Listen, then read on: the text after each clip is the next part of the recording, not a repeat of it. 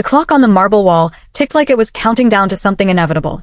Liana Vera stood by the kitchen island, her hands wrapped around a cup of untouched tea, the steam long gone cold, just like the house that used to be her home. The air was sharp with tension. Damien's voice cut through at first.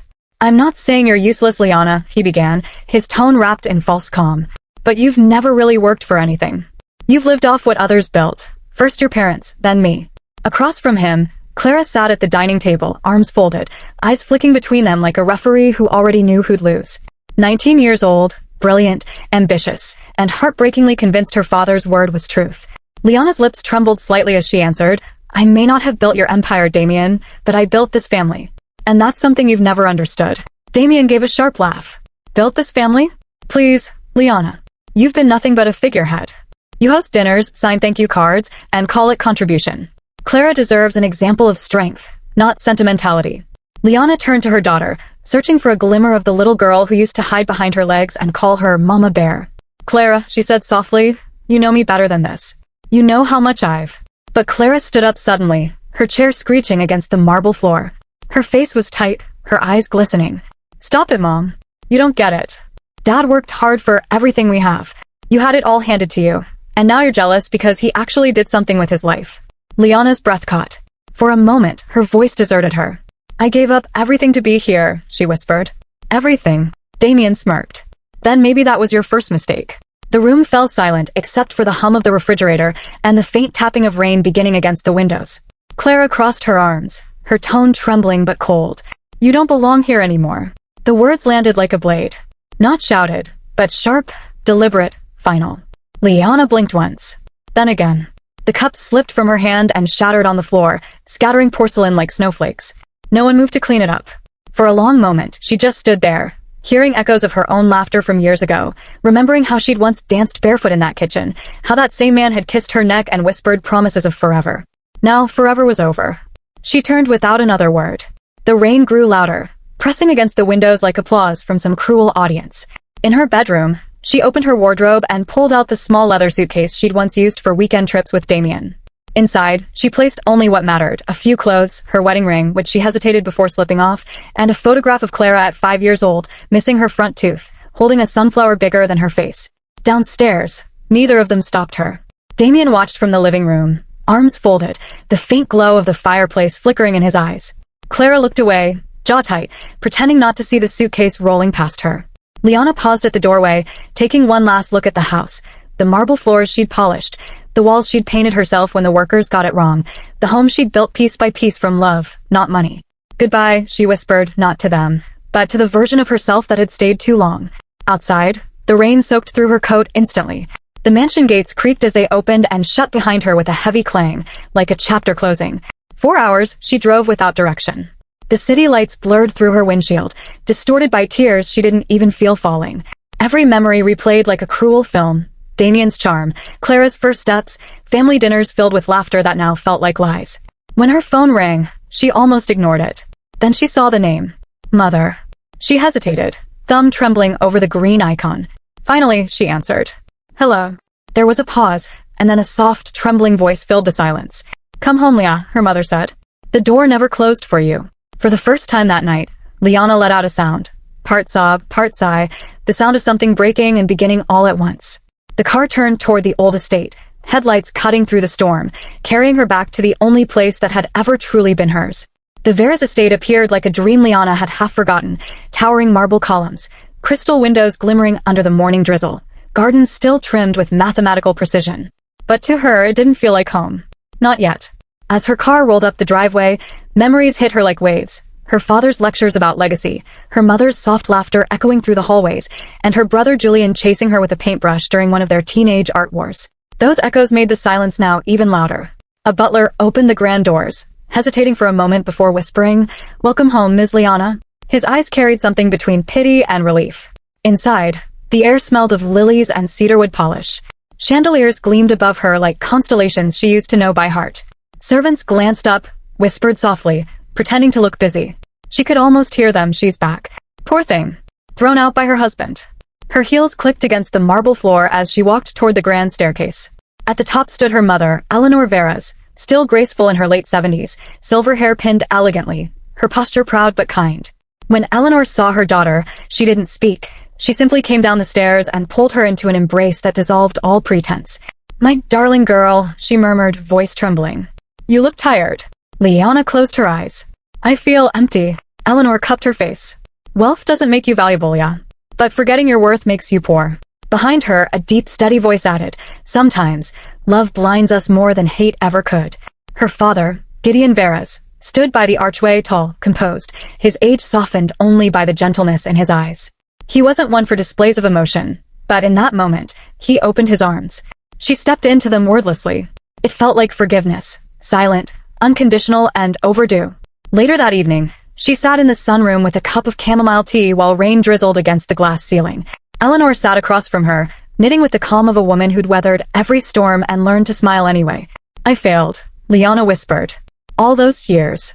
I thought I was building something real." Eleanor's hands paused mid-stitch. "You didn't fail. You just invested in someone who didn't deserve your faith. But that's not failure. That's misplacement." Liana gave a hollow laugh. "That sounds like something Julian would have said." Her mother smiled faintly. "He learned it from me." Silence lingered between them, heavy but comforting. The estate that once felt like a cage now seemed to hum with warmth again, not from luxury, but from love that didn't need to be earned. Later, when Gideon joined them, he placed a folder on the table. Inside were papers, shares, assets, and old documents she'd signed away when she married Damien. "I never wanted to say this," Gideon said quietly, "but I warned him once. Told him not to mistake your kindness for weakness." Liana traced her finger over the papers, her name embossed in gold, Liana Vera's cross. That second word now felt like a stain. "I don't want any of it," she said. "Not yet. I don't even know who I am without him." Eleanor reached across the table, resting her hand on her daughter's. "Then let's find her again. You don't need to fight to prove anything. Just heal." Gideon added softly, "Forgiveness begins with forgiving yourself, Leah. That's where dignity lives." As the rain eased outside, the moonlight spilled across the old portraits hanging on the walls. Her grandparents, her late brother, her younger self in a silk dress, eyes bright with confidence. For the first time in years, she didn't turn away from her reflection. That night, she walked through the corridors she once ran through barefoot as a child. Every creak of the wooden floor whispered a different version of her past, the girl she'd been, the woman she became, and the one she was still searching for. When she finally reached her old bedroom, she stopped. Everything was the same.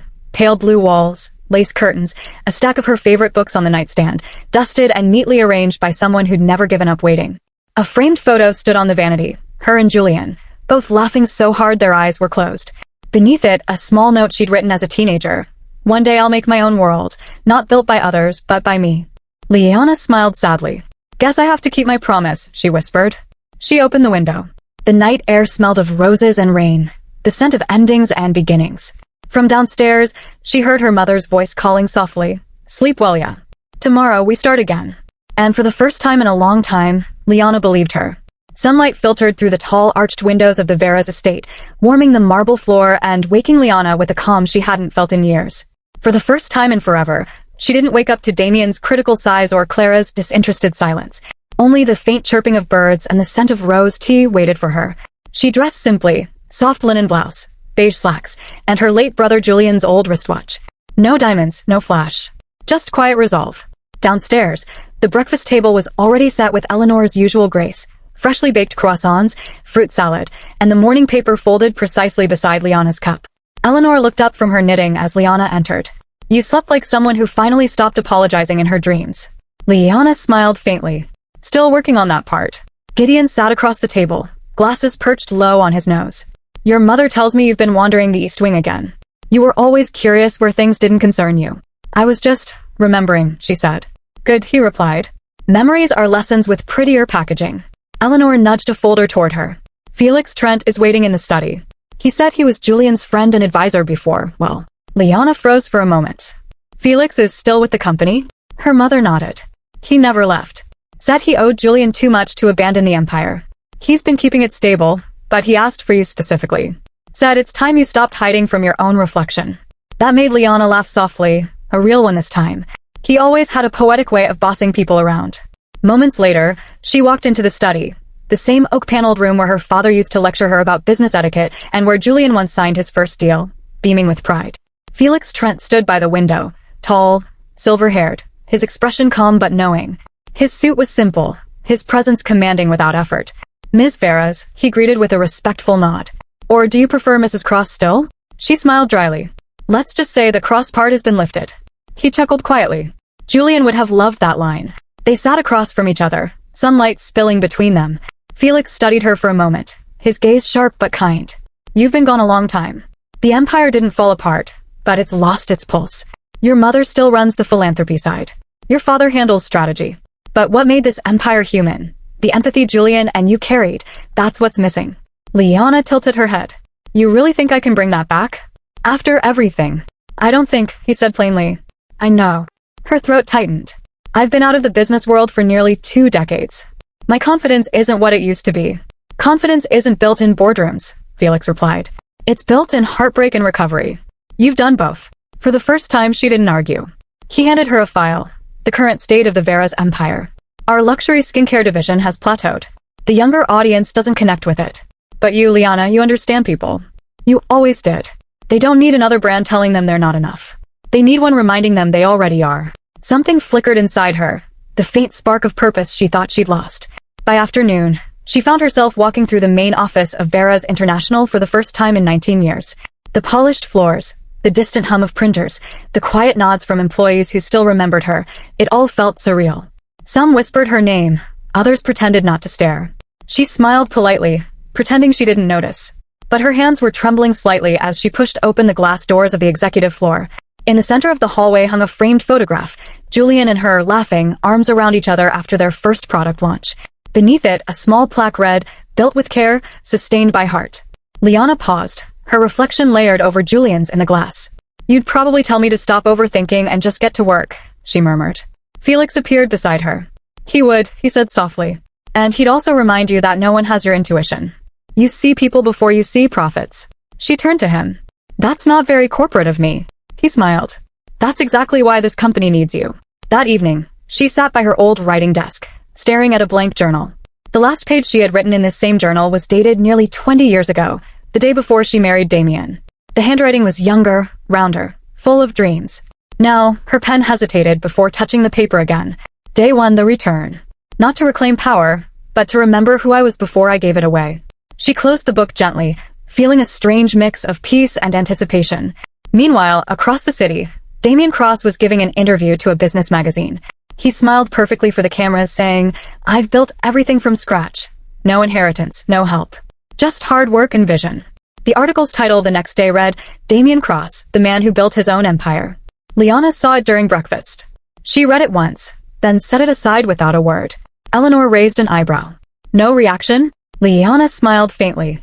Why waste breath proving what time will reveal? Felix, who had joined them for coffee, nodded approvingly.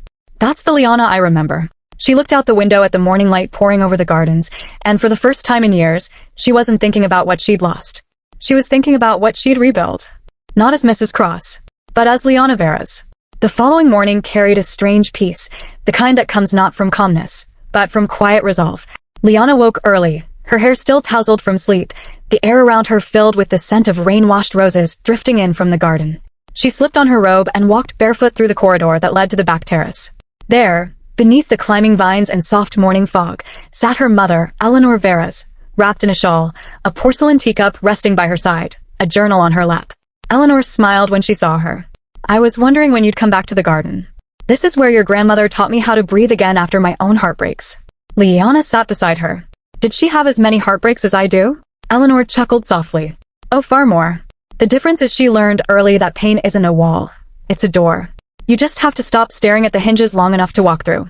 They sat in comfortable silence for a moment, listening to the faint rustle of wind through the roses. Then Eleanor placed her cup down and said quietly, Leah, your grandmother used to have something she called the 3 rules of grace. I think it's time you learned them properly. Liana tilted her head. You mentioned them once when I was a teenager. Something about never chasing applause? Eleanor smiled knowingly. You remember more than you think. She looked out over the garden, eyes distant with memory. The first rule, don't prove. Improve. When the world doubts you, don't waste time explaining. Just become so steady that their noise fades beneath your progress. Liana absorbed the words, her chest tightening slightly. I spent years trying to prove I was enough for him, for them. And every time I felt smaller. That's because proving is begging in disguise, Eleanor said gently. Improving is power. She took Liana's hand.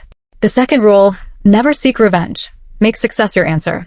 The people who wronged you will expect you to burn. Instead, rise, brightly, silently, so they have to squint to see you. Liana smiled faintly. You make revenge sound poetic. Her mother gave a light laugh. Oh, darling, it is poetic. But it's also wasteful. Let time be your poetry. It always rhymes eventually. The third rule, Liana asked quietly. Eleanor's tone softened. When love turns cruel, walk away, not to escape, but to evolve. There's no shame in leaving what kills you. Those words settled deep, like truth she already knew but had forgotten to honor. Liana sat quietly, staring at the roses, some in bloom, others bruised by the rain yet still upright. I think I walked away too late, she whispered. Eleanor shook her head. You walked away when you were ready to stop begging for peace and start building it. That's never too late. They stayed there until the sun climbed higher. Then, Eleanor handed her the old leather journal she'd been writing in. Start your own. One day when Clara is ready, you'll hand it to her. Let her see what strength looks like when it's gentle. Later that afternoon, Liana found Mira waiting in her office, her oldest friend and once her assistant before Damien made her resign. Mira stood by the window, arms crossed, that familiar smirk tugging at her lips. Well, the heiress returns, minus the arrogance. I like this version better. Liana laughed softly. I missed you too. I missed your chaos, Mira said. Corporate life without you was like watching a soap opera without the lead actress. Liana rolled her eyes. Please, I was never that dramatic. Leah, Mira said, arching an eyebrow, you once fired a decorator because the curtains felt like they were judging you. Liana burst out laughing, the sound raw, healing. Okay, fair. I was a bit dramatic. Myra's smile softened. But you were also kind. You treated everyone from janitors to CEOs the same. That's what made people loyal to you, not your surname. Her friend sat across from her, voice gentler now. So what's the plan? Liana looked at the blank page of the new journal Eleanor had given her. She picked up her pen and wrote the words slowly. Day 12. Healing is not glamorous. It's showing up when you still ache. I'm not sure yet, she said honestly, but I'm starting here by writing. By rebuilding from what's left. Mira nodded approvingly. That's more than most people ever dare to do. That evening, Liana returned to the rose garden. She sat under the same tree where she and Julian used to share secrets as children. The petals scattered around her like echoes of old laughter. As twilight deepened, she began to write. Her thoughts, her regrets, her hopes. Each word a piece of herself she was reclaiming. They said I was weak for leaving. Maybe I am, but I'd rather be weak and free than strong in a cage. Maybe grace isn't soft after all. Maybe it's a weapon only the calm can wield. She closed the journal, tears glinting but her smile steady. Mira appeared a few minutes later, holding 2 cups of coffee. You journaling your way to world domination? Something like that, Liana replied with a grin. Well, Mira said, sitting beside her, I hope you plan on taking me along for the ride. I wouldn't dare do it without you. As night fell, the garden glowed under silver moonlight. In the distance, Eleanor watched from the balcony, her daughter laughing again, her spirit slowly returning. Gideon joined her, placing a hand on her shoulder. Looks like she's remembering who she is. Eleanor smiled softly. Yes, she's learning the rules. Down in the garden, Liana whispered to herself. Don't prove. Improve. Never seek revenge. And when love turns cruel, walk away. The rose petals trembled in the evening breeze, as if nodding in agreement. The morning began with a meeting that would change everything. Liana stood in the grand boardroom of Vera's International, the same one where, years ago, she'd once felt too small to speak. The polished mahogany table gleamed under the soft lights, and portraits of generations of Vera's leaders watched from the walls like silent witnesses. This time, she wasn't here to reclaim an old title. She was here to create something new. Felix Trent sat at the head of the table, glasses in hand, his calm voice steady. The market is shifting, Liana. The younger generation isn't chasing perfection anymore. They want truth, stories that feel human, not plastic. Liana nodded slowly, her mind already spinning with images and words. Truth. Healing. Realness. That's what people crave, not flawless skin, but something that tells them they're already enough. She stood, moving to the whiteboard, picking up a marker. Her handwriting was firm. She wrote one word, renewal. Silence filled the room for a moment. Mira, sitting at the far end, grinned knowingly. Short. Strong. It sounds like hope. Felix leaned back. Vera's renewal under the parent company's umbrella but with your direction. It could work. It will work, Liana said quietly but with conviction. Because it's not just a brand. It's a message for women who've been told they're not enough. For people like me, who had to rebuild from ruin. Eleanor, who had insisted on attending, smiled proudly from her seat. Then let the world see what renewal truly looks like. Weeks turned into months, and the world began to whisper the name Vera's renewal. The campaign wasn't filled with glossy, untouchable models. Instead, it featured women with real stories, a widow starting over, a cancer survivor rediscovering her beauty, a single mother finding strength in her scars. Every ad closed with Liana's voiceover. Healing isn't about hiding what hurt you. It's about learning to love the skin that survived. The words spread like wildfire. Articles called it a revolution in authenticity. Social media embraced it. Celebrities praised it for being real in a world addicted to fake. Mira handled public relations like a storm. You're trending, Leah. Everyone wants to know your story. Liana only smiled. They'll know what matters. Not who I was, but who I became. One afternoon, she sat with Felix in the design studio, surrounded by jars of creams and scent samples. This one smells like the rose garden, she said, closing her eyes. Felix chuckled softly. Of course it does. You built your empire under that tree. Then that's our signature scent, she said. Call it Grace and Bloom. Mira peeked through the doorway. I love it. Subtle, confident, not loud. Just like you. Liana laughed. That's the nicest thing anyone said about me all year. A few months later, Renewal held its first public charity gala, an elegant evening in the heart of the city, not to flaunt wealth, but to honor resilience. The hall glittered with warm light, filled with artists, entrepreneurs, and women whose stories had inspired the brand's creation. Eleanor watched from the front row, pride glistening in her eyes. Gideon stood beside her, clapping slowly as his daughter stepped up to the microphone. Liana's speech was quiet but powerful. A few months ago, I left behind everything I thought defined me. But losing it all gave me back what mattered. Empathy, strength, peace. Renewal isn't a company. It's a reminder that every scar can become a symbol of growth if you let it. The crowd rose to their feet. Some women cried openly. Reporters scribbled furiously. After the applause faded, an elderly woman approached her, silver hair pinned neatly, eyes warm but weary. My dear, she said, taking Liana's hand, the world bruises those who care. But it's the bruises that teach us where to armor up. Liana's eyes filled with tears. Thank you. You've just summarized my entire journey. Then keep going, the woman said with a smile. You're making more women believe they can heal. That night, after everyone had left, Liana stood alone on the balcony overlooking the city lights. The sound of soft jazz floated through the empty ballroom. Mira appeared beside her, holding 2 glasses of champagne. Well, Mira said, raising hers, from heartbroken exile to global inspiration. Not bad for 6 months. Liana laughed quietly. I didn't do it for applause. I know, Mira said, clinking their glasses gently. That's why you got it. The stars shimmered above, reflections twinkling in the tall glass windows of the building that bore her family name, Barris. Felix joined them for a moment, his smile calm and fatherly.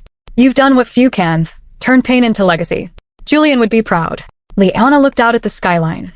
I like to think he's the whisper in my courage. Felix nodded. Then keep listening. As they left the venue, the giant billboard across the street caught her eye, her own face. Not airbrushed, not perfect, just real. The slogan read, Vera's Renewal, healing from within. She smiled to herself, the words echoing softly in her heart. Liana Veras was no longer the woman who'd left with nothing. She was the woman who learned that everything she needed was already inside her. Success was supposed to bring silence, the calm after the storm. But for Liana, it only brought new kinds of noise. The media adored her. The investors admired her. The world suddenly couldn't get enough of Vera's Renewal, and neither could the gossip columns. At first, it was flattering. Then, it became unsettling. It started with an article headline, Liana Vera's Redemption, Genuine Revival or Carefully Crafted PR? She scrolled through the story late one night, in her office overlooking the city's skyline. Every line stung like a subtle insult dressed as curiosity. They questioned her sincerity, implied she'd capitalized on vulnerability, even hinted that Renewal's charity work was just image management. She didn't cry. Not this time. She'd grown past that. But she sat there for a long while, watching the city lights blur beyond the glass, her fingers drumming softly on the desk. Mira burst into the office minutes later, holding her phone. You saw it. Yeah, Liana murmured. They don't believe I changed. Because people hate stories that don't end in disaster, Mira replied. They don't trust growth. It ruins their narrative. Liana smirked bitterly. Then let's rewrite the narrative again. But things got stranger the next week. Eleanor called early one morning. Darling, I just received an anonymous letter at the house. It mentioned your old position at Vera's International and something about stolen designs. Liana froze. What? That's absurd. I know, sweetheart. But the timing feels deliberate. Just be careful. Liana hung up and immediately called Felix. I've been hearing whispers too, he said, his voice steady but low. Someone's trying to dig into your past. Rumors of financial irregularities before you left. All nonsense, of course. But a professional sabotage doesn't need to be true to do damage. Liana's jaw tightened. So someone wants renewal gone. Or you, Felix replied grimly. By the time the next board meeting came around, the tension was palpable. Mira had printed the rumors, pages of online leaks. None verifiable, but all worded to make her look corrupt or manipulative. Felix set them down on the table. Anonymous sources. Shadow accounts. Someone with deep access and deep pockets. Eleanor, sitting quietly beside him, finally spoke. You know who would benefit most from this, don't you? There was silence. Damien Vera's name didn't need to be spoken aloud. 2 days later, Liana received an invitation. Embossed, gold-lettered, pretentious. Vera's International, Founders Legacy Gala. She hadn't been invited to one of those since she left. And now, suddenly, her name was on the guest list again. Mira frowned when she saw it. You're not actually thinking of going, right? It's a trap if I've ever seen one. Exactly, Liana said, slipping the card into her purse. That's why I'm going. The night of the gala shimmered with wealth and deceit. The grand ballroom was filled with chandeliers, photographers, and faces that smiled too tightly. Damien was there, polished, poised, and radiating smugness in a tailored suit. He approached with a glass of champagne, his tone dripping with mock charm. Liana, you look a reborn. How fitting for your little brand. Thanks, she replied coolly. You look about the same, like someone trying too hard to look happy. He chuckled. Always the clever one. Tell me, how's business? Oh wait, I should ask the newspapers. They seem to know all your secrets lately. She didn't blink. Funny. They seem to know things only someone from the inside would know. His smirk faltered for half a second before he recovered. Be careful, Liana. The higher you climb, the louder your enemies get. Then you must be screaming by now, she said, walking away. The next morning, Renewal's headquarters were buzzing.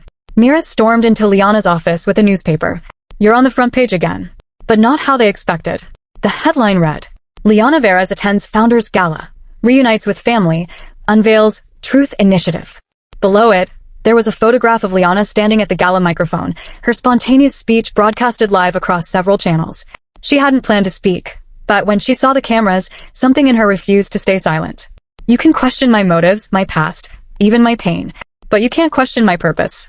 I built Renewal for every woman who's ever been told she couldn't rise again.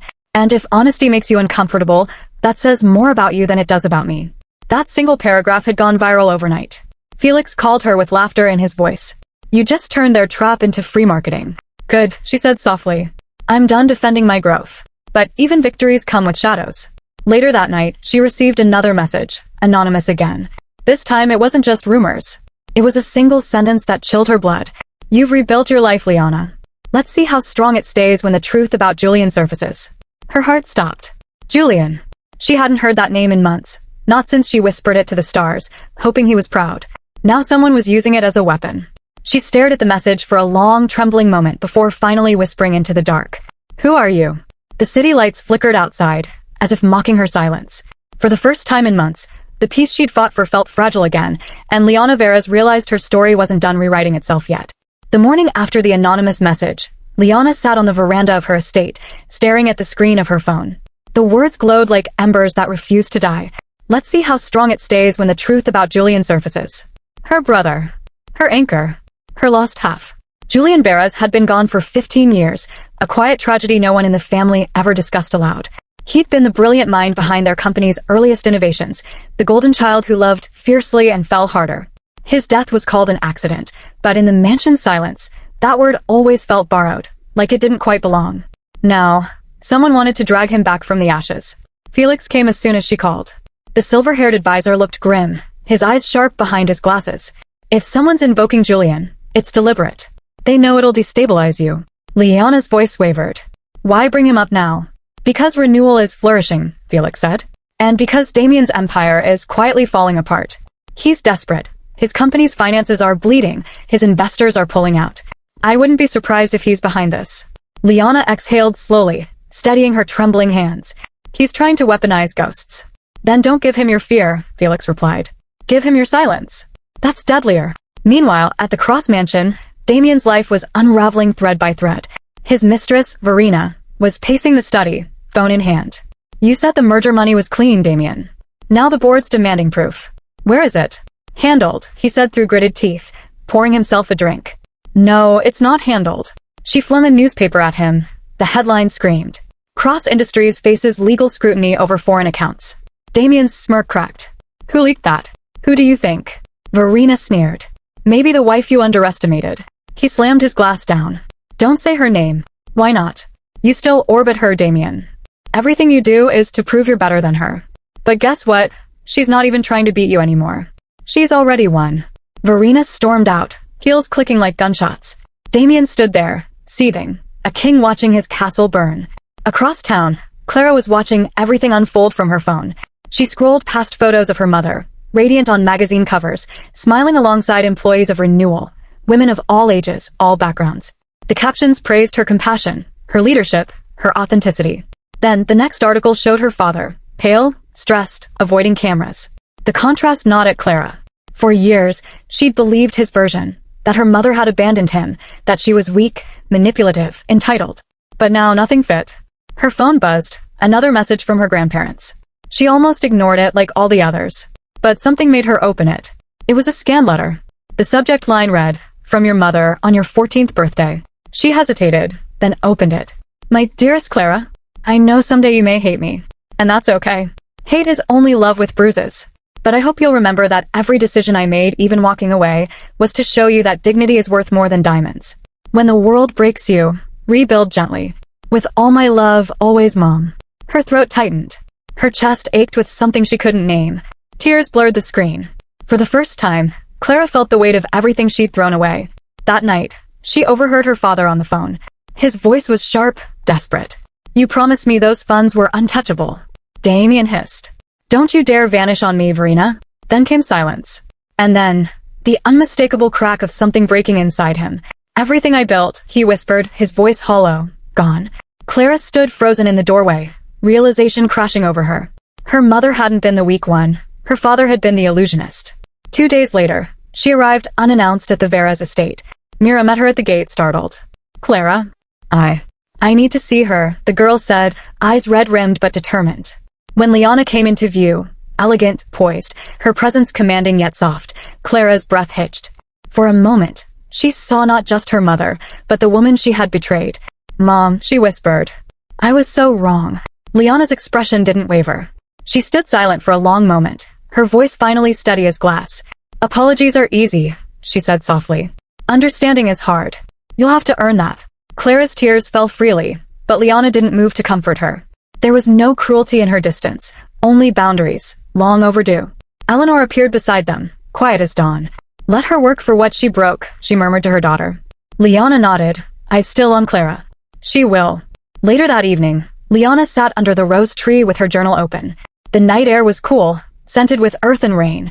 She wrote, "Forgiveness isn't a bridge for the other person. It's a path back to yourself. Today my daughter came home. But this time, I will not lose myself trying to be loved." She closed the book, exhaled, and looked toward the mansion lights. Somewhere inside, Clara was crying into Eleanor's arms, the first step toward truth. And for the first time in years, Liana didn't feel broken. She felt complete.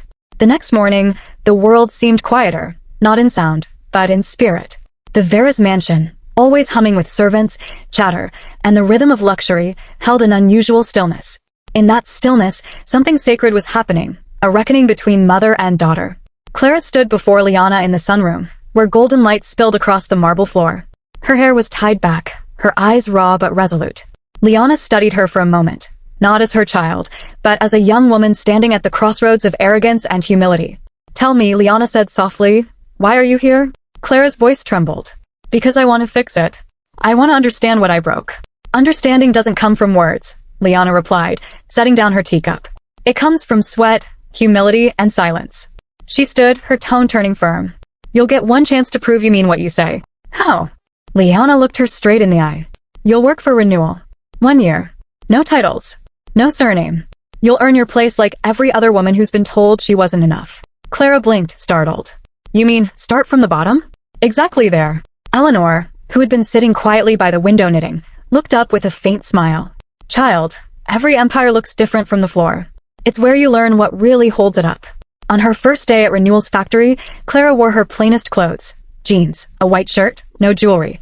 No one recognized her. To the workers, she was just Clara, the quiet new hire assigned to quality control and packing. She was used to being served tea, now she brewed it for others. She was used to giving orders, now she took them. By noon, her hands were raw from sealing boxes. Her back ached. A woman beside her, middle-aged, weary but kind, passed her a bottle of water. "First week's always rough," she said with a grin. "Name's Rosa." "Clara," she replied softly. Rosa nodded. "You'll get used to it. Just remember, you're not making products here. You're making stories. Every cream, every box, someone's trusting it to heal a part of them." Clara looked at her, confused. "You really believe that?" Rosa shrugged. "I know that. Because before renewal, I was just another number on a paycheck. Then I met your boss, Liana Veras. She didn't just give me a job. She gave me back my pride." Clara's throat tightened. She wanted to say, "That's my mother." But she didn't. Not yet. She wasn't ready to claim the name she had once mocked. Weeks turned into months. Clara woke before dawn, rode the factory bus, learned the rhythm of production lines. She watched women support each other, trade lunches, cover shifts, share stories of heartbreak and survival. Every night, she wrote reflections in a small notebook.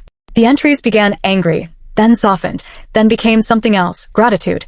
One night, while cleaning up the warehouse, she overheard two coworkers talking. "Did you hear?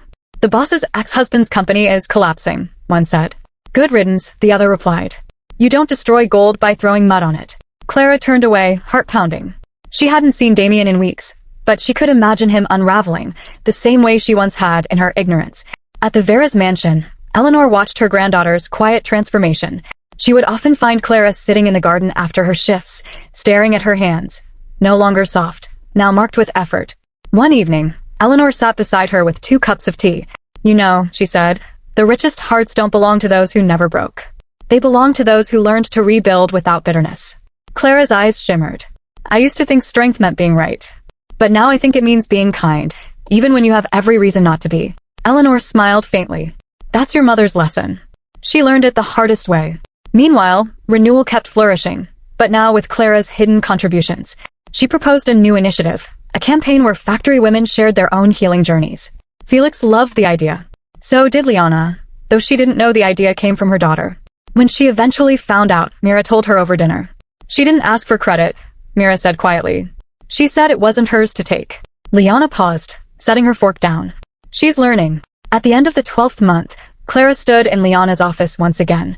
The walls gleamed with success, awards, framed letters from women around the world, photographs of renewal's outreach programs. Liana turned from the window.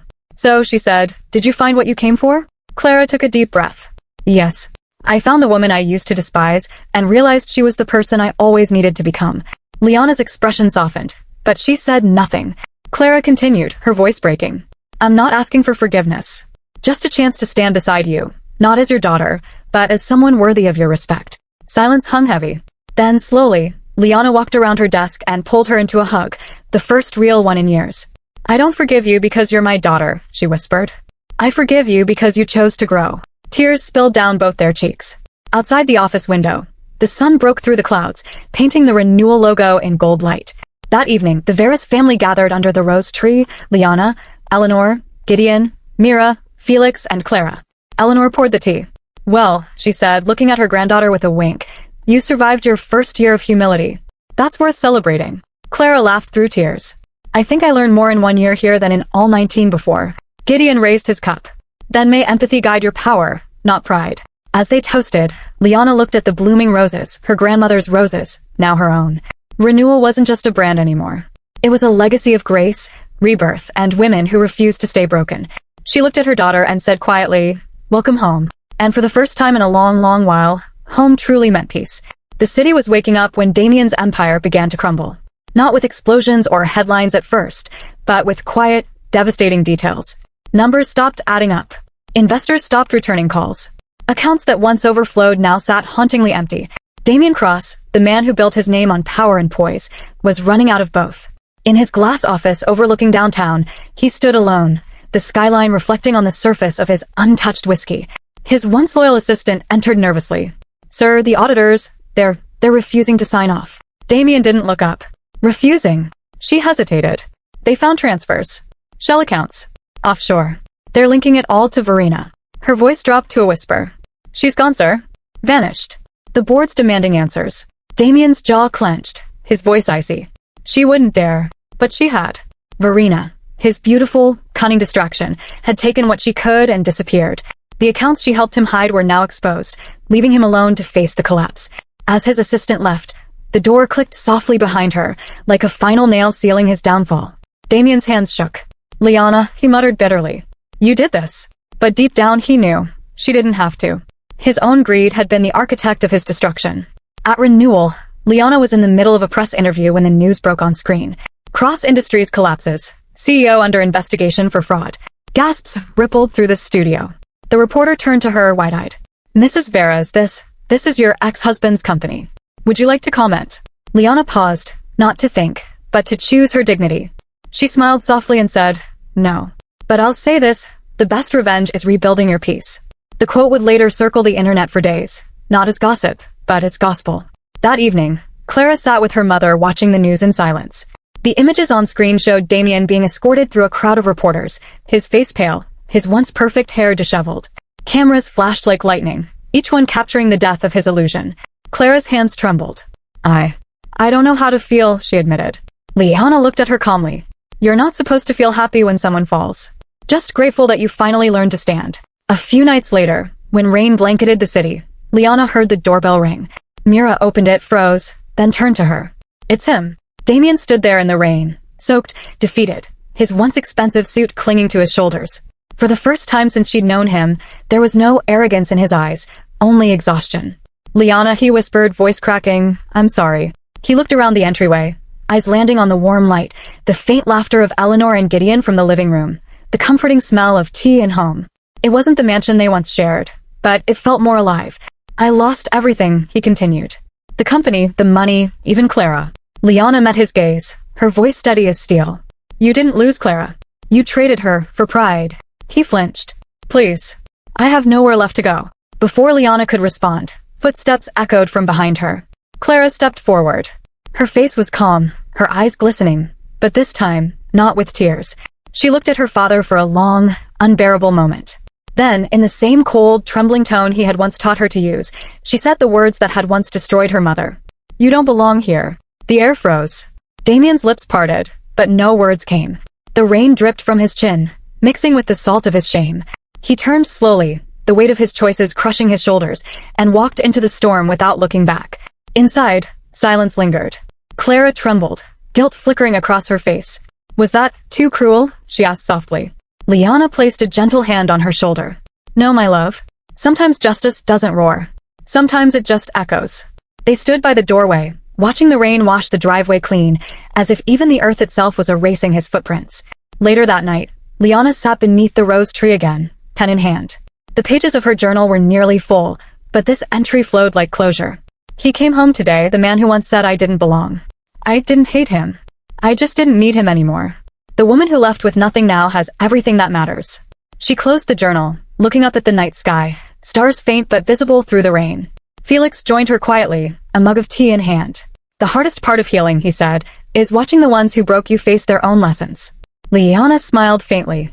"Maybe that's the balance of things. He took my name, my trust, and my peace.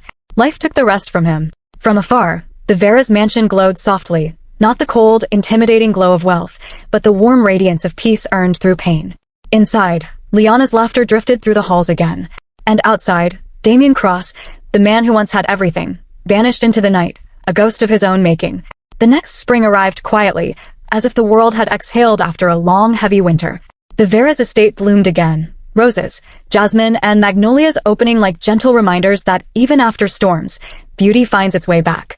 Liana walked through the gardens at dawn, the air crisp and alive. Renewal had grown beyond her imagination. What began as a whisper of healing had become a movement, a sanctuary for women rebuilding their lives. Her face still appeared on magazine covers. But now, the stories weren't about scandal or pity. They were about resilience. About grace in motion. Still, the success wasn't what filled her heart this morning. It was the sound of laughter coming from the terrace. Laughter she hadn't heard in years. Light and genuine. Clara's laughter. Liana turned the corner and saw her daughter helping Eleanor arrange flowers on the breakfast table. Gideon read the newspaper nearby, occasionally offering dry commentary that made both women giggle.